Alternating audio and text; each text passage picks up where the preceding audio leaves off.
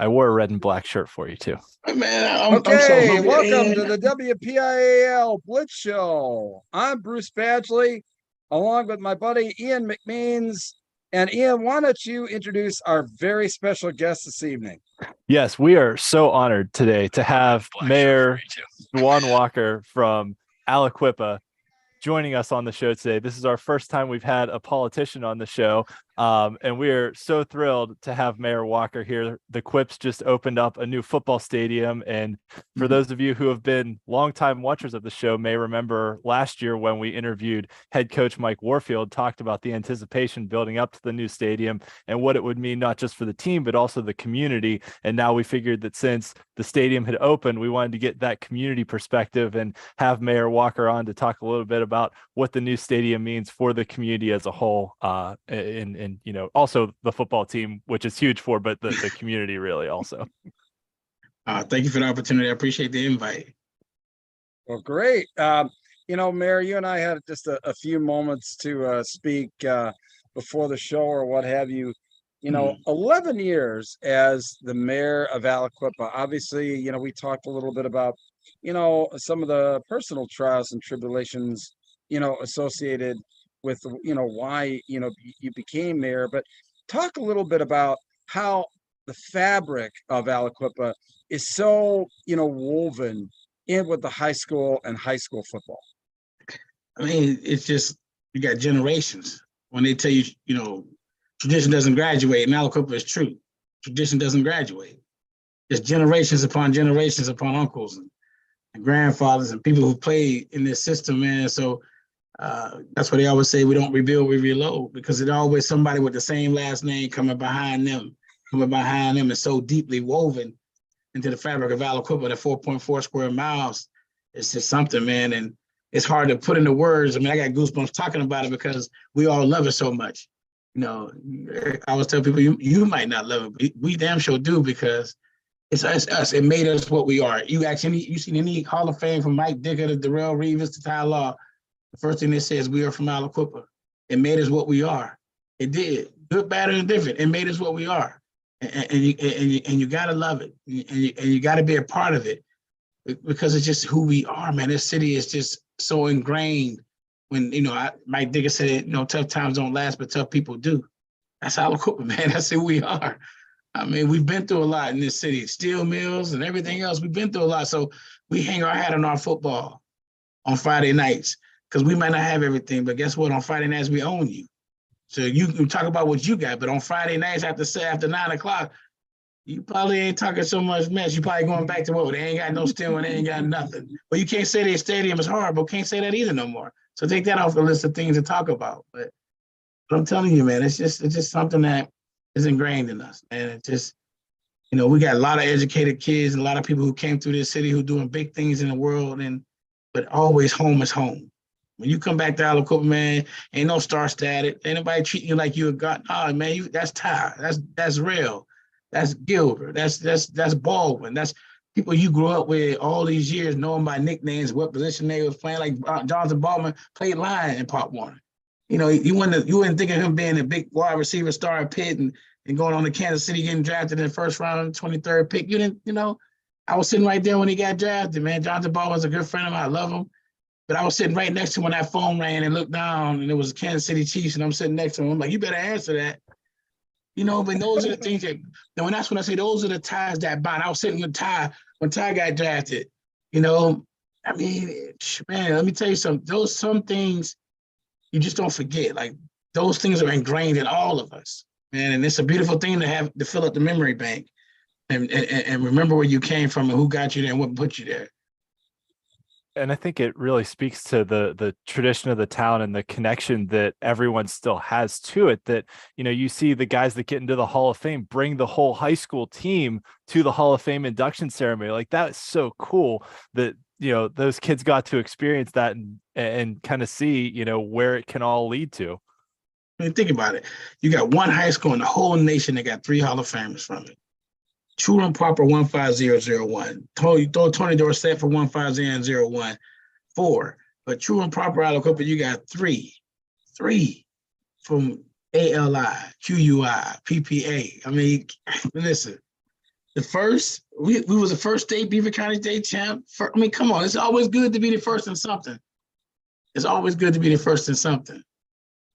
How great has it been for, Heinz to step up and, bring forth, that field and, obviously start a new tradition with Aliquippa football and a brand new stadium and everything that goes along with it? I mean, you got to thank the powers that be, Coach Warfield, Dr. Woods. I mean, you got to thank school board, city, anybody, people who help write grants. Everybody played a part in this whole thing, man. But a conversation had to start, and Mike started the conversation. Dr. Woods started the conversation. So for Peter Hall and Kraft Heinz to say yes to Aliquippa, I told you in my interview that, you don't know what's around the corner for Aliquippa now. Because you got a big conglomerate like that saying yes to a little small city, 4.4 square miles, 192 roads and 52 alleys, 9,000 people. For them to say yes to little Aliquippa, man, you have to believe that something's coming. You have to believe that greater is coming. That I always say we're in the middle of a renaissance. I never say we're rising from the ashes. We've never been dead. But we are in the middle of a renaissance. So if the heartbeat is the school, well, the heart got a facelift. They got an upbeat. They got an upgrade. Now we got to work on the surrounding areas and make sure everything else is on board too. And we're going to do that as a city, and that's our promise. That's our commitment.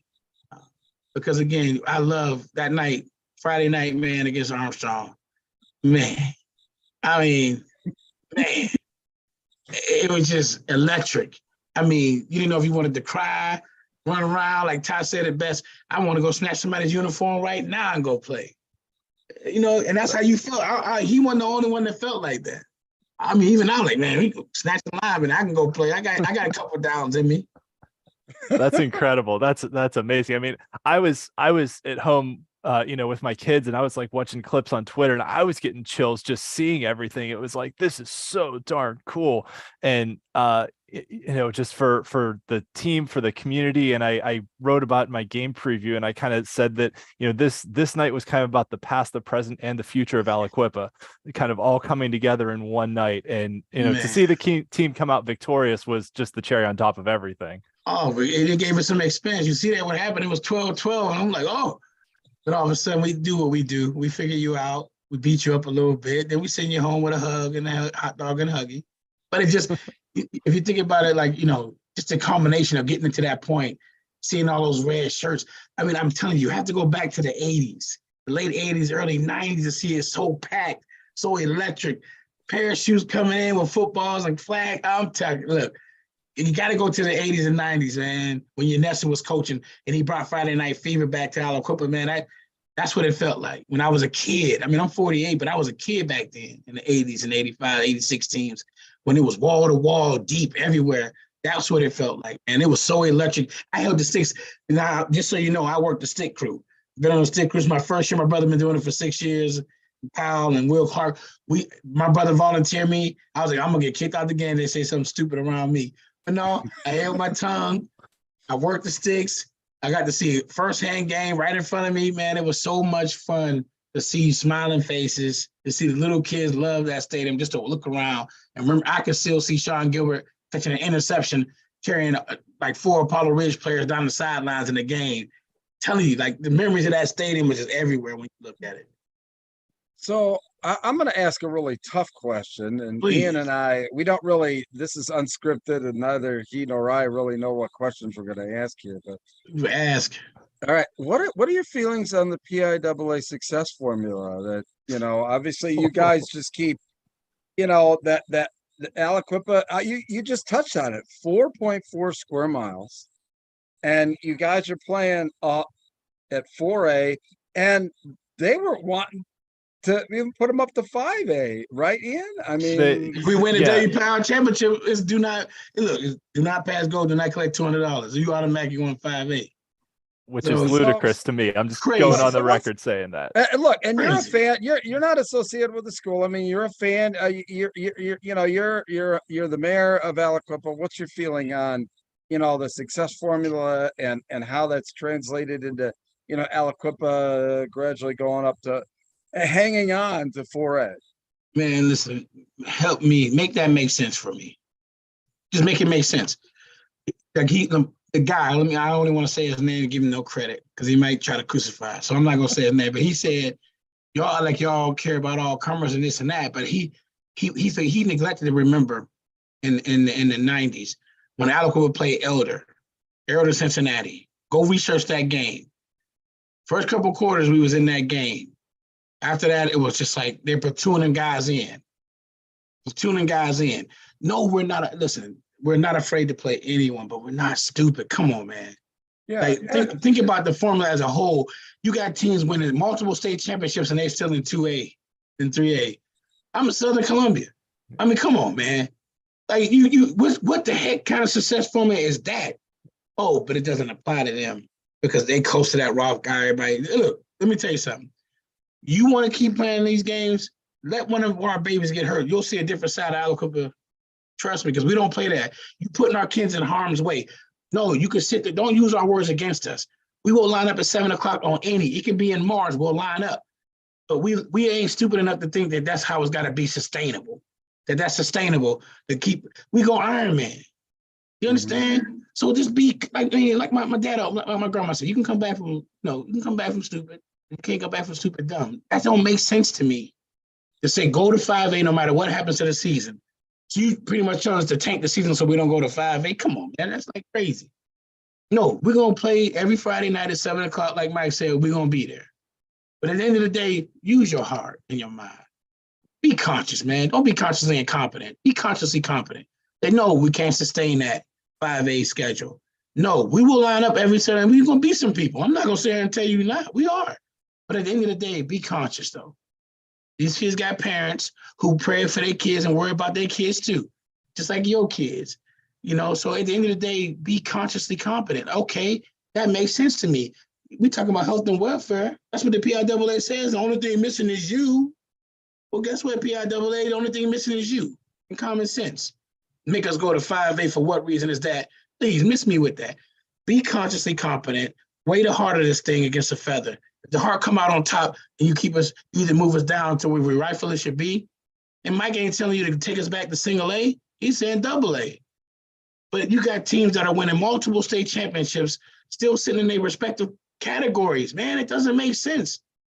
What kind of point? You got to explain that whole formula to me. Bishop McDevitt can recruit anybody they want. But yet you still got them in 4A. They should be 6A with the West Central Catholic and all of them. Emochap, all them schools, no offense, but every school that's in 5A that's winning formulas and winning, so you only weigh and measure those schools by the championships they win, and not by where they can recruit from, where they can pull bodies from. That doesn't make sense. That doesn't make sense. Southern Columbia, I don't care what anybody says. They should be in 6A right now based on a success formula. Yeah. I just had to bring that up. That talking to I think a reputable Aliquippa fan. Go ahead, Ian. Yeah. No, I would say I've been on the record on the show saying I think Southern Columbia should be in 4A as well because it's completely nonsensical that Aliquippa keeps getting moved up and they get to stay where they are. And really, looking back historically, Aliquippa got punished for voluntarily playing up in 3A, that when they went to the 6th classification setup in 2018, Aliquippa said, we want to play where we think we can be competitive, but still not put our kids at risk. And they determined that 3A was the place they wanted to be to kind of, fit that, thread that needle. And walking into classroom and the teacher said, you got a question, and we raised our hand. Hey, we want to play 3A. That's what happened. Didn't nobody make us. We walked into the class and said, hey, we want to play 3A. We want to be competitive. Mm-hmm. There's no love for us in single A. There's no love for us in double A. Not saying that any team is better or worse, but if you want to get your kids to be seen and go to college and do the things you need to do, you got to play in that high level of competition.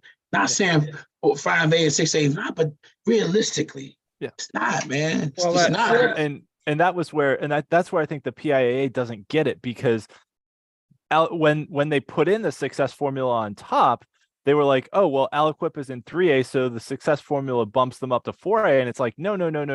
They're playing 2 classifications higher than their enrollment. You should start them at where their enrollment is and say, okay, the lowest you can play now is 2A. And if you voluntarily play up, then it didn't make any sense to me. You stay there. See, what I think the formula should have been, if you volunteered, when the success formula came out, Aliquippa, because you volunteer, you stay where you are. Mm-hmm. Then after that, you weigh and measure that thing based on heart matters, based on just being consciously competent. Thinking about this from a heart thing. Okay, man, yeah, 3A's, they can stay there.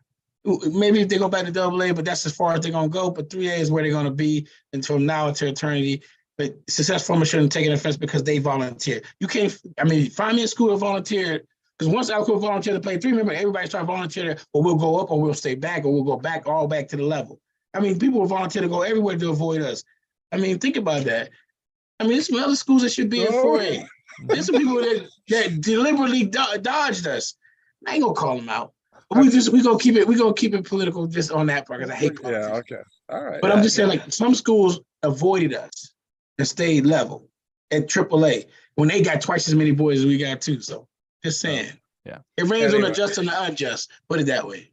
Yeah. And I will say, though, from a historical standpoint, because I'm sort of an amateur Wpial historian, that I do kind of enjoy seeing Aliquippa play like the Newcastles, like the teams the teams that they kind of played, back in the 80s and 90s. Yeah, the old Parkway. Yeah. So I know Newcastle is a lot bigger of a school than Aliquippa is, but I do kind of enjoy seeing the matchup just because, and you'll probably beat them 56-0 this year, but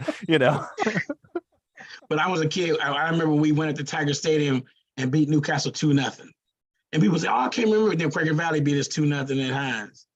So I said, no, I can remember a game at Tiger Stadium when we beat Newcastle 2-0 and we had to run out of there. So I know.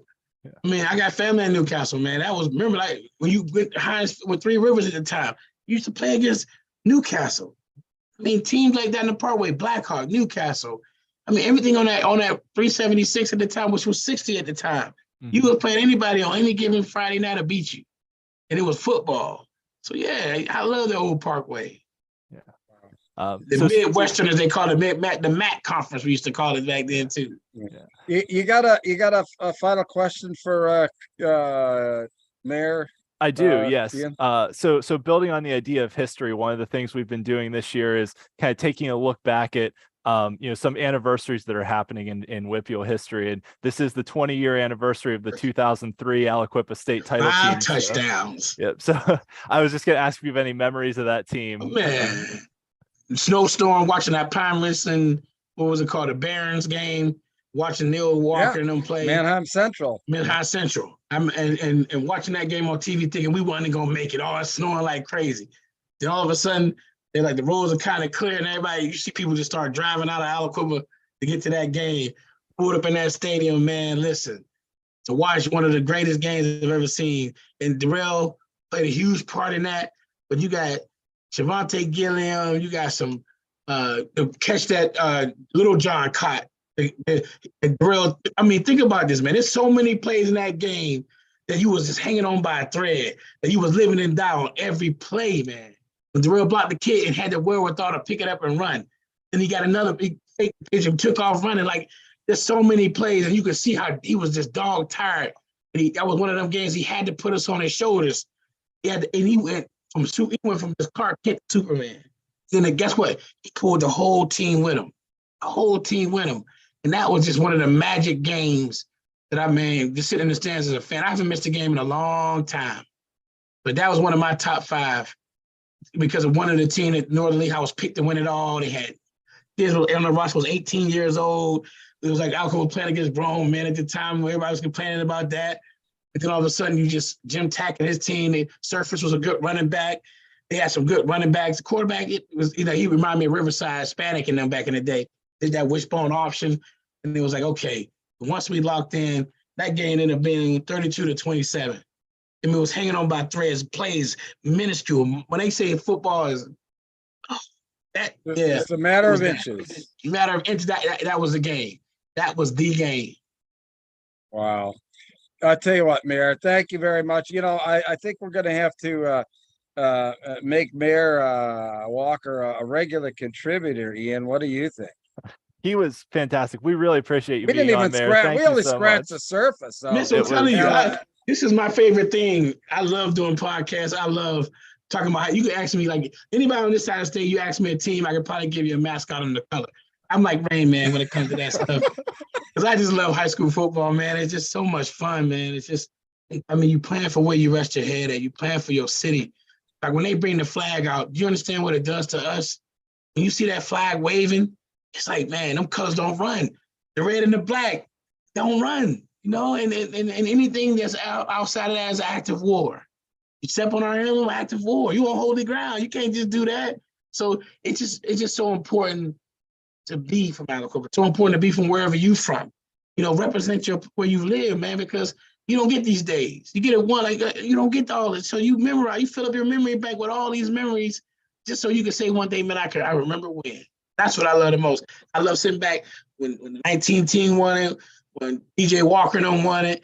I mean, Tyke, a freshman, my nephew Harrison Walker plays. You got John Trey, like you got Bino, you got Cam, got B9 going to Yale. You got some beautiful kids coming through this system that's going to change the game. And all they need is somebody to have faith in them. And all they had to do, and the community has faith in them. And then let's see what happens, man. Let's see what happens. Well, it's outstanding that we've had an organization like Heinz step up to give you the type Amazing of facility that you deserve. And I tell you what, Mayor, we'll have you on, you know, in the future too. All right.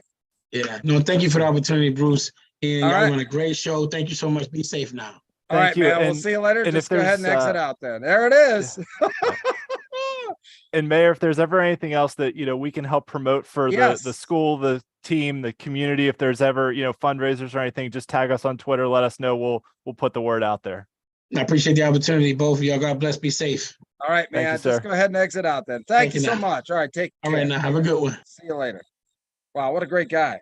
Oh, it's awesome. It's amazing. He's an awesome dude. And, you know, the other thing that I was thinking of, and I didn't want to step on his toes and, you know, speak over him while he was talking, but he mentioned, you know, about being number one at things. And Aliquippa right now is tied with Jeanette for the most wins in Wpial history. I think they're tied at 772. So if Aliquippa were to win this week and Jeanette were to lose, then I believe Aliquippa would be the all-time winningest team in Wpial history. So, yeah, well, we're just gonna have to figure out if they need a couple guys to broadcast a game there, and I'll drive out there. You and I'll get the broadcast done. I would love to. That to me would be a bucket list item. Would be to broadcast a game at the new Heinz Field there at Aliquippa High School. So, all right, man. Well, listen, you've got control. Let's get started. I do. There's a lot to talk about here tonight, as usual. So thanks everyone for joining us on this week's edition of the Wpial Blitz Show. Thanks so much to Mayor Walker for being a part of the show and, you know, being our special guest tonight. And thanks to all our sponsors and, you know, our cooperating groups as well. You know how to find us on social media. So, you know, just another brief recap of Aliquippa. They are a 1A size school that's playing up in 4A, 772 all-time wins, 98 all-time playoff wins. Those are both the most in the Wpial. You know, all these things they're number one in the Wpial, right? You know, most playoff appearances, most Wpial championships, you know, state championships, all that stuff. They're the two-time defending Wpial 4A champions, 15 straight trips to the Wpial finals. And that's across classifications, right? They were in AA back in the 4 classification era. They were in 3A to start. Now they're in 4A. So, you know, they've done it at all levels and for some incredible success there in Aliquippa. But let's talk about other things that happened this week too. So, you know, obviously the Quips had a big game, but the biggest win of the week was North Allegheny beating Cannon Mac, just because that was the only conference game that happened this week. And as we know, conference games are the only ones that count towards playoff qualification. So that was obviously the biggest win because it was the only one that counted towards making the playoffs. 2 games that went to overtime, Shadyside Academy edging out North Catholic, and then Mount Lebanon beating Bethel Park. Kind of a crazy finish in that one. Mount Lebanon was winning 13-7. Bethel Park scored a touchdown at the end of regulation, had the extra point hit off the upright. Then it goes to overtime. Bethel Park makes a field goal. Mount Lebanon comes back and throws a touchdown pass on 3rd and goal from the 9. Kid made a really nice diving catch for it. So Mount Lebanon coming out on top there. Actually, that game went to overtime last year also, so kind of a fun parallel. The upset of the week, Avonworth beating Central Valley. This one was a bit of a shocker. You know, Central Valley's playing up in 4A. They kind of had especially Avonworth's after number. the win last week that Central Valley had. Yeah, they'd kind of had Avonworth's number in 3A when they had met for a Wpial championship game and met a couple times in the regular season. And Avonworth, a really strong showing, really impressive, putting the Lopes on the radar here. Some other noteworthy results: Woodland Hills with a 27-0 win over Gateway. That was one we talked about last week, that both of those teams had lost their opening games to 6A teams and were looking for a bounce back. And Woodland Hills got it in a big way. Knock, now who went 1-9 last year, is now 2-0. And that was one we talked about back on our season preview show, that Knock was 1-9, but I think 4 out of their 9 losses were by 10 or fewer points. So like they were close, and now they've won 2 games that were both 1-score games. So you kind of see Knock, turning the tables. Instead of losing those close games, now they're winning those close games. Knocking down the door. Yes, exactly. They've got a brand new turf field too. So congrats to them on that. Seton LaSalle ending an 11-game losing streak with a big win over Sarah Catholic, and Derry ending the Wpial's longest losing streak with a win over neighboring rival Greensburg-Salem. So a nice win for the Derry Trojans. They were up, I think, 26-7 in that game and gave up 2 fourth-quarter touchdowns, and it got a little closer than anticipated, but Derry was able to pull it off. So congrats to them. So our Wpial Blitz Player of the Week, we've talk a lot about big time performances, 5 touchdowns, 6 touchdowns, all that stuff, but sometimes it's the plays you make in big games and when you make them, right? So Andrew Kubin from Avonworth, not gigantic numbers for receiving or rushing, 1 touchdown on the ground, 1 in the air, but came up with an interception in the end zone with 10 seconds left to clinch the victory. And so we'll look at some highlights here of his night. And the first touchdown that he had was at the beginning of the game to make it 7-0.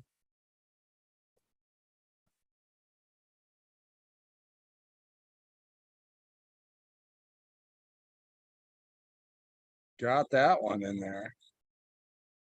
So, this was a big play, obviously not only opening the scoring, but also now makes Central Valley have to play from behind. So it sets the tone at the very beginning of the game to go up 7-0. Then with, in the fourth quarter, Aliquippa hanging to a 21-20 lead.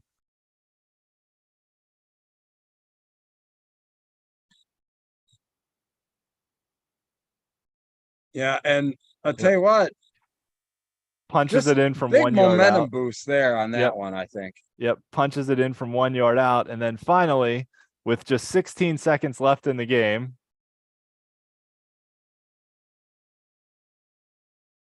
oh man, comes up with an interception in the end zone to seal the victory for Avonworth to beat Central Valley. So congratulations to Andrew Kubin from Avonworth, who is our Wpial Blitz Player of the Week, presented by Go MVB. Wow, just and that's the kind of game that can obviously can just set a team on a path that, obviously if they lose that kind of game, no big deal, but winning that game and what that's going to do just mentally for that team the rest of the year, incredible stuff. Yeah, absolutely. And watch out now. We've talked about Bell Vernon was definitely the best team in 3A and who is going to emerge as the other challenger. And Avonworth lost to Bell Vernon in the Wpial championship game last year, and now they're on the radar. They're certainly asserting themselves as potentially the challenger to Bell Vernon in 3A. Absolutely. And you made mention of it. Okay.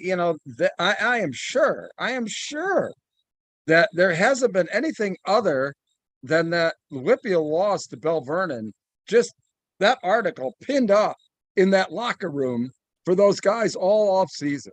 So for them, that's it. All right, you know what? They're not satisfied with this win. Their target is Bell Vernon.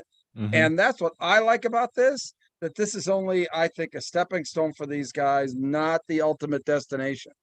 Absolutely. And anytime you can go out and beat a team like Central Valley that's been so good in recent years, and especially a team that's had their numbers over the last 4 or 5 years, and Central Valley's beaten Aliquippa multiple times in that time frame, even though they're in different classifications. But you go out and beat a team from a higher classification that's really had your number. That's absolutely a confidence builder and a stepping stone for your team and your program. Yeah, absolutely right. Well, good for Avenel. Yes. That literally, I fell off my couch when I saw that score. I could, and not that I couldn't believe it, but it was the shockwave, reverberations from the shockwave of that win. So yes. So some other big time performances this week. We mentioned that Seton LaSalle snapped their 11-game losing streak. Their running back O'Malley Daly ran for 165 yards and 4 touchdowns. Devin Harris from Shadyside Academy threw 4 touchdown passes in their overtime victory over North Catholic. Jay Rona from Mohawk threw 5 touchdowns. He was our only member of the 5 touchdown club this week. And shout out to Scoop Smith, the speedy sophomore wide receiver from Woodland Hills. We'll be talking a lot more about him this year and in the coming years. He'll probably be a household name by the end of this year, but 120 receiving yards and 3 touchdowns in a win over a Gateway team that was one of the early season favorites to, contend for a Wpial title in 5A. So a big statement win for Woodland Hills there. And then 2 running backs from the Tri-County South, Spencer Petrucci from California and Colin Brady from West Green, both putting up over 250 yards and multiple touchdowns as well. So shout out to these guys. And also, I'd be remiss if I didn't mention the other guys in the 4 touchdown club that just didn't make the list, right? Wow. I had to, I had to, and this doesn't even list Jay Rona, who threw 5 touchdown passes, who was the only member of the 5 touchdown club this week. But congrats to all these guys who put 28 points on the board. It's just, there was a lot of big time performances, and narrowing down the list to choose our, top 5 or 6, and especially the number 1 Go MVB player of the week is not always the easiest task to do, but we got to pick somebody. But we also want to recognize all the other big performances and these are all big performances there, and I think but only 2 of them are running back, no 3, so but still. All right, so our streak watch that we continually talk about, because it's another just fun little note in the show. So congratulations to Derry and Seton LaSalle for ending their losing streaks. Derry had a 20-game losing streak, which was the longest in the Wpial. Among Wpial teams, I should note, because Brownsville has a 30-game losing streak but is playing an independent schedule. So Derry's losing streak comes to an end, which makes Ringgold now at 17 games, the longest losing streak in the Wpial. And on the winning side, I changed this up a little bit. Previously, we had done overall wins, but we switched it to winning streaks versus Wpial opponents, because there's only one team in Bell Vernon who has a overall winning streak longer than 5 games. So we decided to just go with the wins versus Wpial opponents. Aliquippa leading the way there with 20 consecutive wins now after beating Armstrong. And obviously the 6 teams that won Wpial championships last year are the 6 with the longest active winning streaks against Wpial opponents. But we'll keep an eye on that as the season rolls forward as well. So now we're getting into, the meat of the season here. Week 0 is behind us. Week 1 conference play began in 6A last week with North Allegheny beating Cannon McMillan. Now moving into week 2, conference play also begins in 5A. So we'll have a couple more conference games this week, and then moving into the next couple weeks, we'll see conference play start to happen in some of the lower classifications as well. But it's always good to kind of check in where we are in the progress towards the playoffs, because as you have talked about many times on this show, because the Wpial only counts conference games towards playoff qualification, the conference games are really the ones that matter. Oh, well, it is what it is. It's I'll be honest with you. The most interesting part about the fact that, doing this show, when I talk to other people around the state about the fact that only conference games count, they kind of look at me and go like, say what? That they do matter, but they don't count specifically against the criteria used to determine postseason. And Yeah, there's a lot of people that are taken back by that, but they obviously don't put forth the effort to try and understand the Wpial. Well, they can always watch our show because I we are keep quite telling them. comprehensive. That's what I told. Mark Wolbert from Maxwell Football Club. I said, hey, I do a Wpial podcast. So Yes, he can tune in exactly every Monday night the at look on like his 9:15. face was a classic. Okay. All right. Onward. So yes, onward. So some of our games of the week for this week, the three conference games that are happening are in bold. Seneca Valley taking on Cannon McMillan in 6A, and then two games in 5A, Upper St. Clair taking on Baldwin, and Penn Hills taking on Pine Richland, which is a massive game. Penn Hills beat Pine Richland last year, and that was kind of what prompted Pine Richland to make their quarterback change that wound up sweeping them through to the state championship. Upper St. Clair lost to Pine Richland in the Wpial championship game last year. And this Canon Seneca Valley game, 4 out of the 5 6A teams make the playoffs. So not only does every game matter, but now Canon has a loss on their schedule after losing to North Allegheny last week. And last year, these two teams finished 4th and 5th, and this head-to-head game was the one that decided Cannon made the playoffs and Seneca Valley stayed at home. So it is a big game for those two schools as well. Some other non-conference games of note on the schedule: McKeesport taking on Bell Vernon, always a big clash there in the Mon Valley. Bethel Park taking on Central Catholic. Penn Trafford against Woodland Hills. Plum taking on Shaler in a matchup of two just really good storylines. We've talked about Shaler on this show, that this might be one of the best Shaler teams they've ever had, but they've just got a murderer's row of a conference with Pine Richland, Penn Hills, Woodland Hills, North Hills that they have to go through, to even try and finish in the top 2 or 3 and potentially to try and make the playoffs, just because 5A is so tight. But Plum, just another great story, off to a 2-0 start. South Fayette taking on Montour, and those schools sort of neighbors over in the western portion of Allegheny County.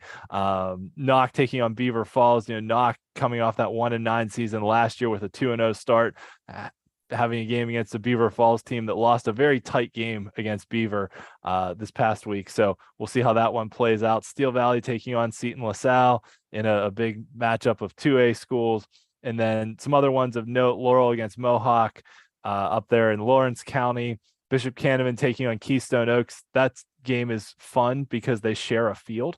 Bishop Canevin doesn't have their own field, so they use KO's home field. So both teams are sort of the home team for this game. Obviously, one is the designated home team, but it's a game at Dormont Stadium where they both play. That isn't as uncommon as you might think. I know that we've got a few teams like that out here in District 3, like Central Dauphin East and Central Dauphin, and actually Lower Dauphin and Hershey High School share Hershey Park Stadium. So do they ever play each other though?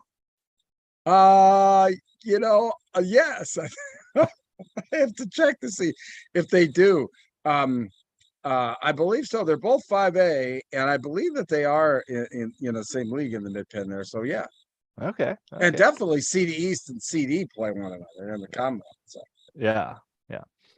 And then some other matchups: Burgettstown against Southside Beaver. Southside Beaver's off to a really hot start. They're a team I feel like is probably the most slept on team in the Wpial right now. I listened to a couple other Wpial preview shows, and Southside Beaver's really not getting mentioned much in the 1A conversation. And, we talked about them on our season preview show that I actually picked them to win the conference, even though Union was the defending Wpial champs, just because I really liked what Southside Beaver brought back. And Southside Beaver handled Union last year. So we'll see how it all plays out. But I really feel like Southside Beaver is one of my under the radar teams. Cornell taking on Union. Union's played 2 tough, tight games this year after their championship last year and won them both. So they continue to play exciting football. And then Olsh taking on Clareton, both those teams coming off losses, looking for bounce back victories this week. And Olsh and Clareton have had a really sort of interesting kind of history with each other too, that I think 5 years in a row they've played each other in the playoffs. I was going to ask you that question. What does it mean for the loser? They're not in the same conference, so it doesn't mean a whole lot. And last year, Olsh beat Clareton in the regular season, and then Clareton came back and beat him in the playoffs. But I think it is a good measuring stick game for both teams to kind of figure out where you are in the pecking order against another good quality opponent, in the early season before you get into your conference schedule. So it's good to go out and challenge yourself, I feel like, early in the season. Obviously the Wpial schedules all these games, but it's good to go out and play challenging opponents early because it sets you up for success later. When we talked to Matt Humbert from Bell Vernon last year, he talked a lot about how his whole non-conference schedule was 4A and 5A opponents. And then when they got into their 3A schedule, they kind of felt like they had seen everything. They had seen the triple option that McKeesport runs. They had seen, a wide open passing game. They had seen a dual threat quarterback at Laurel Highlands. So they'd kind of seen everything. And when they got through the 3A schedule and even going all the way up to the 3A state championship, they weren't afraid of anybody. They'd faced 4A, 5A opponents and tough opponents and lost to some of them, but they learned good lessons against them. Yeah, the reason I had a little trepidation on that Lower Dauphin Hershey, I know that they're in the same conference, but I was actually talking to the athletic department today, and they said that one of the games that they play, they can't, like Hershey Park Stadium wasn't available, and they have to play it at Milton Hershey. So that is not the field that they share. So that's the reason why I didn't know whether they play, whether they were playing on the same field or not. So anyway, just a little story of my day. Yes. So another shout out that we want to give, we've got several friends of the show that do radio broadcasts around. I know you do your broadcasts as well. So, but some of our friends, Dan Zangrelli and the crew over at KDK Radio, we had Dan on at the end of the year last year to talk about broadcasting the Wpial and state championship games. They do a great job. They were at the Aliquippa opener last week, posted a bunch of video, just do a really awesome job. They have a nice post-game show too, where they run through all the scores and everything after the game concludes. So they're doing McKeesport at Bell Vernon this week. Our friends at WMBS down in Uniontown, if you want to tune into their pregame show, I do a little 15-minute spot on that every week, so you can listen to me talk even more. They're doing the Laurel Highlands against Kiski game, and then 107.1 out of Greensburg is doing the Ligonier Valley Greensburg-Salem game. Ligonier Valley. Yeah. Wasn't that one of the teams that I kind of said could have been a sleeper this year? Yeah, you did. So we'll see. Greensburg-Salem's a higher classification opponent, but also just lost to Derry. So this will be a good testing game. Ligonier Valley's coming off a big loss to Southmoreland, who Southmoreland is another fantastic story. They're looking really good. And if you remember back to my bold prediction on the preview show, that was Southmoreland would win their first playoff game in school history. So they're looking good so far. We'll see how far the Scotties go. Yeah, and Go MVP, our sponsor of the Wpial Blitz show.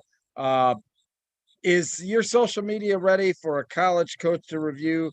That's what Go MVP is all about. They are a public relations firm geared toward athletes. Every single athlete, and not just football players, is competing for college scholarships. And you're not competing against just athletes at the high school level. You're competing against athletes at the college level because of the transfer portal. You got to get yourself noticed. Go to gomvb.com/SSM special. Find out all about what GoMVB does for you. I know that they also had like a special $10 rate that you can basically get all of your social media just broadcast out across all of their channels there. They're really great on Instagram, Facebook, X, as it's called now. I have a tough time with the X there. It's still Twitter. It's always Twitter. All I can tell you is, gang, just go to gomvb.com/SSM special. Just read up on how they make sure that you can become one of the 85% of their clients who gets an offer to play sports at the next level. gomvb.com/SSM special. Just check it out. All right. And now a look back in Wpial history. We talked about the 2003 Aliquippa State Championship team with Mayor Walker earlier in the show. but I thought it would be cool to look back 100 years and kind of as we go through the season each week, kind of talk about each one of these decades that happened. So the 1923 Washington team, back in 1923, there was only one, I'll say, classification of the Wpial. But there was still I was watching the live stream of that game the other day. Oh, you weren't there broadcasting it? No. On demand. But back in 1923, there were still schools playing independently. Some were playing as part of the Wpial. There was they called themselves the Syracuse Cup Committee that kind of determined, had a formula to determine who the champion would be or who to award the championship to if they felt one team was clearly better than everyone else. The previous season, Washington had gone undefeated but lost 7-6 to Wilkinsburg in the Wpial championship game on a botched snap on, I guess it was technically the extra point. The story I read said it was a botched snap on a drop kick, which I guess was how they kicked extra points back then. Sure. Yeah. So yeah, it was a botched snap on the drop kick that caused them to lose that game. So in 1923, you understand that there's no holder with a drop kick. Yeah. Okay. And in 1920, it's like rugby style. 1923, they came back with a vengeance and outscored their opponents 429-0. And thanks to my buddy at PA Football History for finding me this newspaper clipping from 1923 that recapped their season. And just looking at some of these scores, they just thumped everybody and didn't allow a point. There were games that they didn't allow a first down in. The article about the championship game against Allegheny was like, well, Allegheny managed 3 first downs in the game and they got beat 60-0. And this is back in the day too, where Pittsburgh, Allegheny, the north side of Pittsburgh, kind of above the rivers, used to be the city of Allegheny, and then the city of Pittsburgh annexed it to make it all part of the city of Pittsburgh. So there was actually like 2 separate cities kind of back in the day. So that's where the Allegheny was, basically the north side. But the Parnassus team, they beat in their last regular season game and won 16 straight games. And the interesting thing too was that the Syracuse Cup Committee at the time had kind of set up almost a playoff system to have Washington play Allegheny and then Newcastle play Turtle Creek. And Allegheny, from the article I read, Allegheny was didn't really commit to playing until like the Wednesday before the game. And it turned out they had been like practicing in secret with like this professor from Carnegie Tech, which later became Carnegie Mellon. But then went out and got stomped by Washington, and Newcastle and Turtle Creek tied. So the committee was like, well, Washington's just that darn good, and we're going to award them the championship. So Washington was awarded the championship, but the history books show them as being awarded the championship. And so the semifinal, quote unquote, that they beat Allegheny in is not recorded as a Wpial championship game. But back in 1923, the Washington Little Presidents, as they were known at the time, they've shortened that to the Prexies now. They were the Little Prexies for a while, and now it's kind of just the Prexies. Won a championship, which was one of 4 they won in the decade between 1917 and 1926. So a cool little look back. Thank you to our friends at PA Football History. Absolutely. Check them out on Twitter and Facebook. They do a great job with all the historical info across the state, and we're very glad they're willing to help us research some Western Pennsylvania high school football too. Hey, look, all I have to say, Imhotep Charter is has outscored their first 2 opponents 112-0 in 2 games. So I don't think that they'll go through an entire season holding their opponents scoreless, considering they play, Malvern Prep and maybe Archbishop Spalding in Maryland, might score. But I'm telling you what, do I think that that Imhotep has a shot of outscoring their opponents by 429 points this season? Let's keep an eye on that, because that is quite a football team over there. So just thought I'd throw that in. Yeah.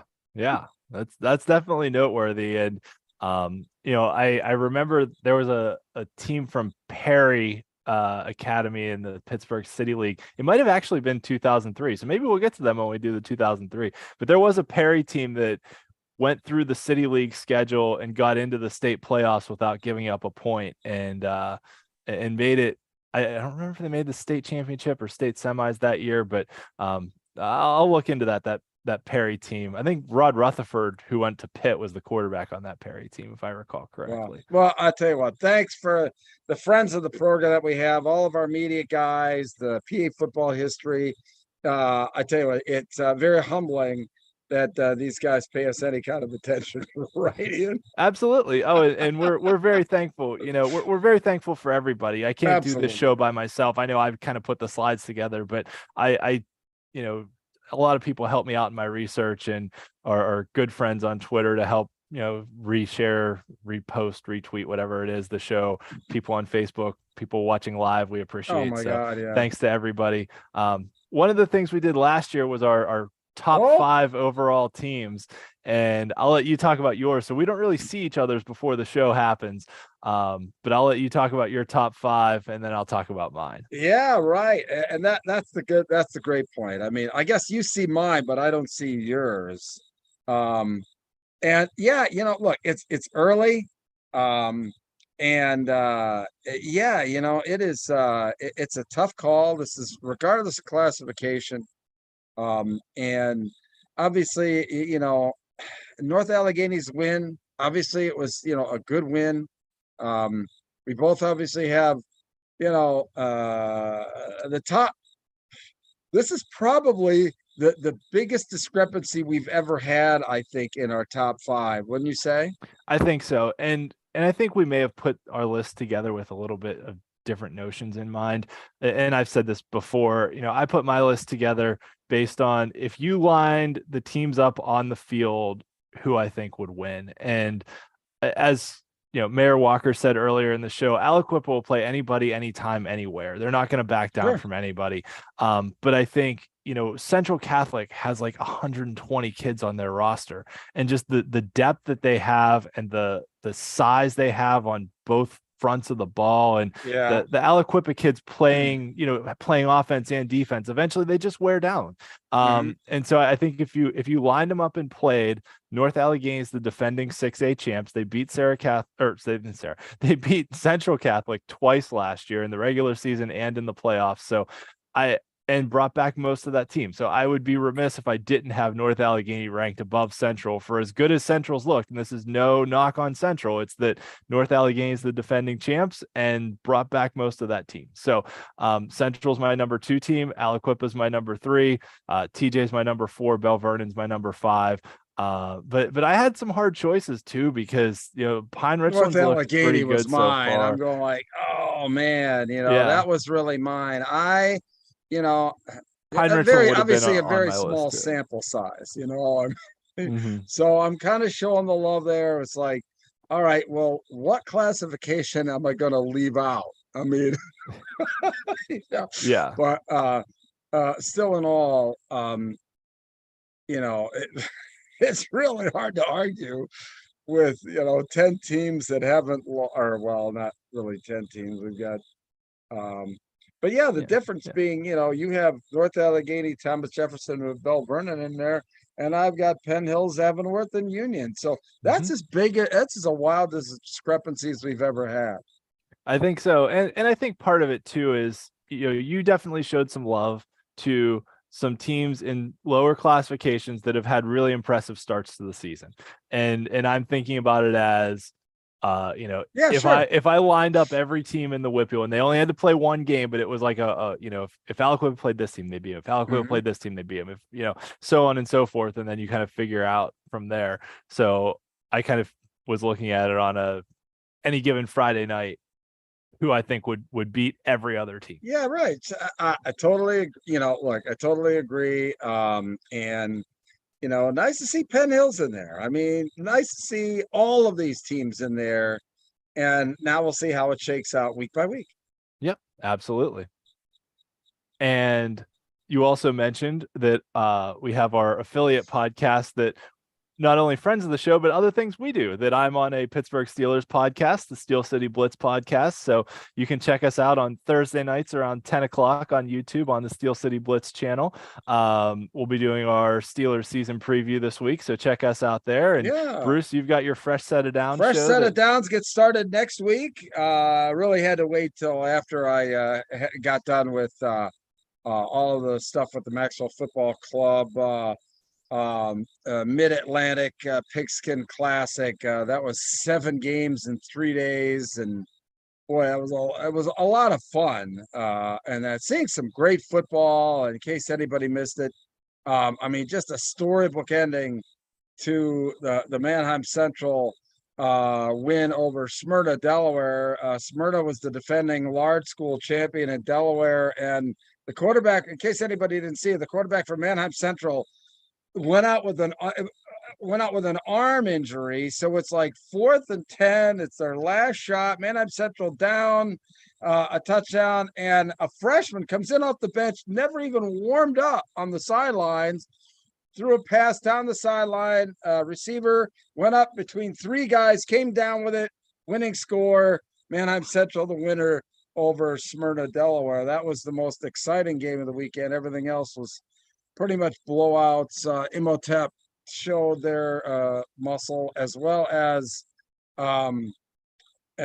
St. Joe Prep without Samaj Jones. Mercy ruled St. Peter Prep on in New Jersey. So just some notable results from that. So Yeah, great. Well, we definitely encourage people to listen to us more if you're not sick of us after an hour and a half on Tuesday night this week, but usually Monday nights. We'll be back on Monday nights from here on out, which is because of Labor Day. We kind of bumped it this week. So thanks for tuning in, everyone. You know how to find us on social media. Definitely reach out to us, and we love to hear feedback on the show. And maybe as the season goes on, we'll probably start taking some questions from fans as well.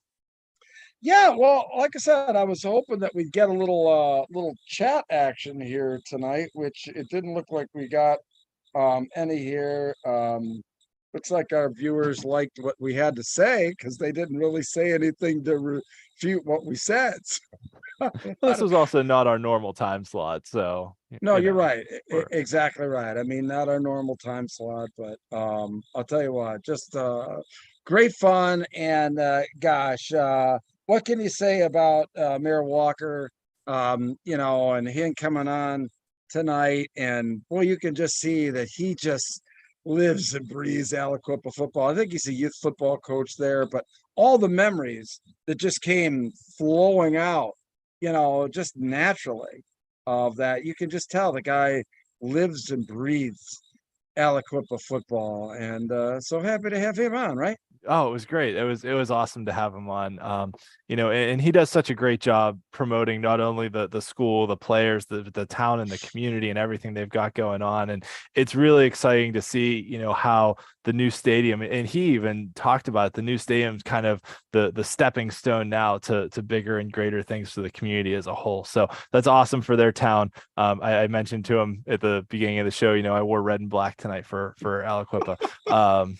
That I had a red and black shirt in my closet, so I was like, I got to put this one on for the show tonight. Yeah, I just wore the shirt that I wore today. It was a very light shirt. I'm just telling you, it's so hot and humid. I hope you're sitting out on the deck. Yeah. Well, I hope the heck. But anyway, actually, our Penn Live game this week is Hershey, and got Hershey playing Dallastown, and actually it'll be at Hershey Park Stadium. So we'll be high atop there, hoping that I'm glad I'm in like a really sound structure, because we could get some. I'm hearing like maybe some storms come rolling in, on Friday, which I'm hoping not. I'd really like to get the schedule in, intact, but you never know. But Ian, I tell you what, this is always the highlight of my week, getting to talk football with you, my friend, and getting to talk football with our guests, and having fun. It's it's so much fun. And we're happy to be able to try and tell a couple stories and promote a couple teams. And there was so many great stories of what's happening right now. Teams we've got our eyes on, Avonworth coming up with that huge win over Central Valley, knock off to a 2-0 start, Southmoreland off to a 2-0 start, that teams we'll be talking about as the season goes on, that aren't always the the usual contenders, and the usual contenders are going to be there. Aliquippa is going to be there. TJ is going to be there. Bell Vernon's going to be there. Central Catholic and North Allegheny are going to be there. But to be able to tell some of these other stories, and even tell the stories that people might not know about, right? Like to look back at Aliquippa's history with Mayor Walker and how he can pull a game from the mid 90s and be like, oh yeah, this game, just reliving the 2003 championship. Yeah, it's snowing so bad and we couldn't get there. And, yeah. And then the game against the team from Cincinnati, that he was like, oh yeah, remember this game? And it's like it's incredible, just to be able to talk to people around the region and around the state of how much high school football means to them. And I'm happy to just be able to play a small part in that. It's so much fun. It is so much fun. Listen, all right, thanks fans for joining us this week. We will be back with a recap next Monday night on or about 9:15. So for my buddy Ian McNeans, I'm Bruce Badgley. Hey, we'll see you next week here on the WPIAL Blitz Show.